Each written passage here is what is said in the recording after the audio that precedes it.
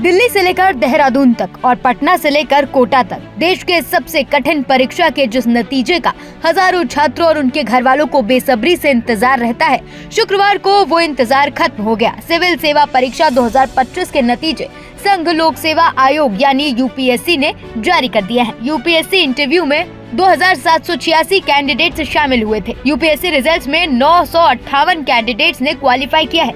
पिछले साल प्रयागराज की शक्ति दुबे ने यूपीएससी नतीजों में टॉप किया था। वहीं इस बार राजस्थान के अनुज अग्निहोत्री रैंक 1 पर है। खुशी के इस खास पल को अनुज ने कैसे बयां किया, उन्हीं की जुबानी सुनिए। बहुत ज़्यादा अच्छा महसूस हो रहा है। अभी थोड़ा समय लग रहा है प्रोसेस करने में। अच्छा, ये जो बताइए मुझे आप कि आपने जो इतनी बड़ी सफलता हासिल की है, इसमें प्रेरणा आपको मतलब मुख्य रूप से किससे मिली?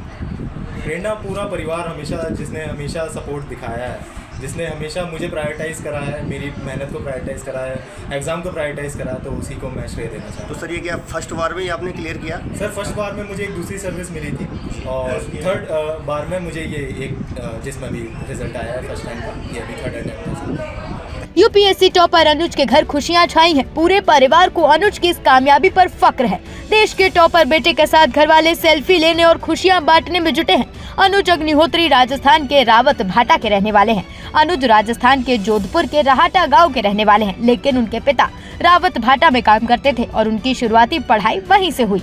इसके बाद वो ग्रेजुएशन करने के लिए जोधपुर चले गए। जोधपुर से अनुज ने एमबीबीएस में पढ़ाई की।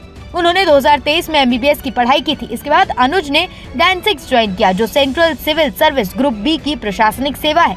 देश भर के नतीजों पर नजर डालें तो इस बार परीक्षा में कुल 958 उम्मीदवारों को नियुक्ति के लिए अनुशासित किया गया है। इनमें से 180 आईएएस अफसर बनेंगे, 150 आईपीएस अफसर और 55 आईएफएस। यूपीएससी में चयनित उम्मीदवारों को श्रेणी और जाति के लिहाज से देखें तो इस बार सामान्य 317, EWS 104, OBC 306, SSC 158, ST 73। UPSC ने साफ किया कि सभी उम्मीदवारों की नियुक्ति सिविल सेवा परीक्षा नियम 2025 और उपलब्ध रिक्तियों के आधार पर ही अंतिम रूप से तय की जाएगी। कुल मिलाकर इस परीक्षा में सफल हुए 958 उम्मीदवार अब देश की अलग अलग प्रशासनिक सेवाओं में शामिल होकर शासन और प्रशासन में महत्वपूर्ण भूमिका निभाएंगे। उन सभी को एबीपी की तरफ से बधाइयाँ और शुभकामनाएं।